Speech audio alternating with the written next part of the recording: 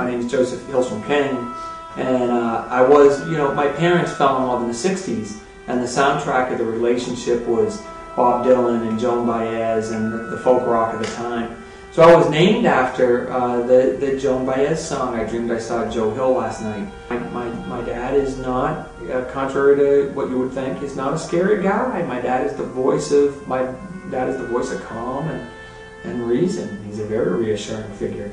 My parents are both pretty successful writers, and I thought that if I wrote under my own name, there'd be the temptation to publish work that was not so good, just to make use of that last name.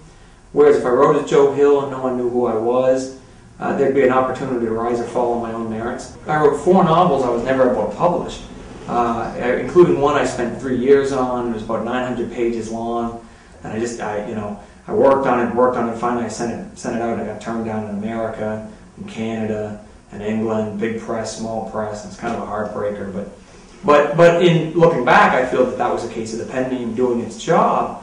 That if the book wasn't good enough to sell on its own terms, then I'm glad that it didn't sell, because you don't want to come out with a mediocre book. What gets me started, what gets me excited, is a good concept, an interesting and unique concept. And once I have a concept that feels fresh to me, I can write on that for about 3 days. And then after 3 days, I need a character. I need a person who has a real and interesting inner life, who has a sense of mystery about them, a character who is worth exploring for 30 pages or 300 pages, whether it's a short story or a novel. And if I can't find that character, if I can't lock into a character I care about, that story will never be finished. It'll die somewhere on the 4th or 5th day and go in the bottom drawer. I had these novels I couldn't sell that were all too long, and I felt that I needed to get small and I needed to learn economy. So when I had this baseball story that was 140 pages long, I looked at it and thought, it's too short to be a novel, and it's too long to be a short story. I have to do something with it. I'm going to try to cut it down. And I began to cut it, and it was almost like one of these games you play when you're a college student to see how many kids you could fit into a car or a phone booth. It became fun to see how short I could make it. And I did write several strange ghost stories and stories of the fantastic, which were published in little fringe magazines, and eventually were collected into this book, 20th Century Ghosts. For me, when I'm working on a story, I really have to have that character I'm excited about.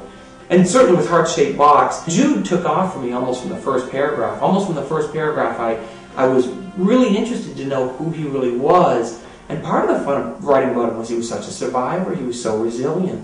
It became sort of a game to see there must be some way to wipe him out. And so I just kept laying on, making things worse and worse, figuring sooner or later he'd crack. And the worse things got, the more resourceful he became. I've been asked a few times if I modeled Jude on any one particular rock star. There are certainly guys who have had his kind of career. 2 New England natives who come to mind are Steven Tyler and Joe Perry, who've had the drug addictions and the big hit singles and the videos, and it seems like Aerosmith should just dry up and blow away.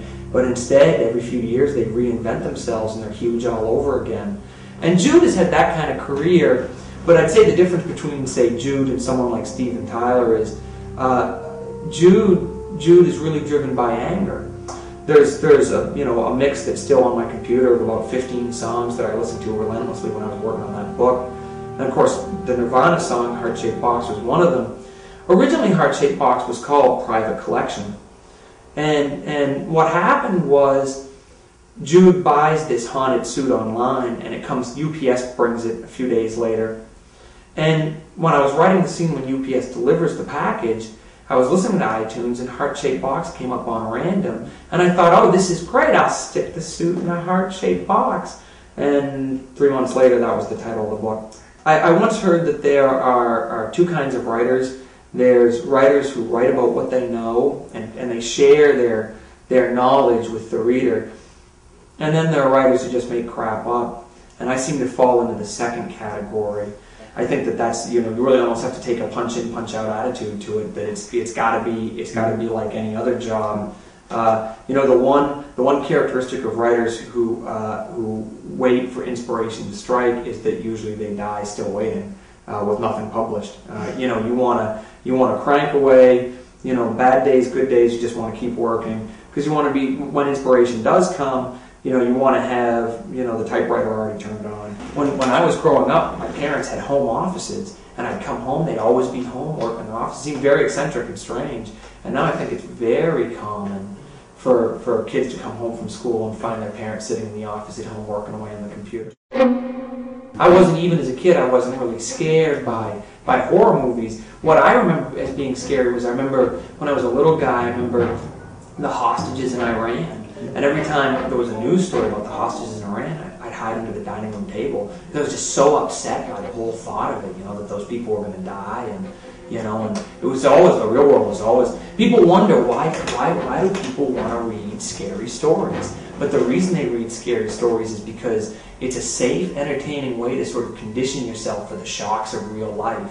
Horror stories have nothing on real life. Horror stories are a blast and a total escape for many people. I did think for a time that I would go into the film business. When I was in college, I had all these Orson Welles dreams. But I worked in the film business for a little bit. It's still very much a regional business. It's becoming less of a regional business with every passing year. But I just didn't want to live in LA. I liked everything else about the business well enough. I thought I could get on in it.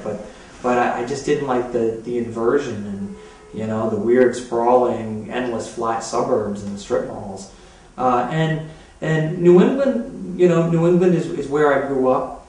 Small town Maine. It was where I spent my childhood.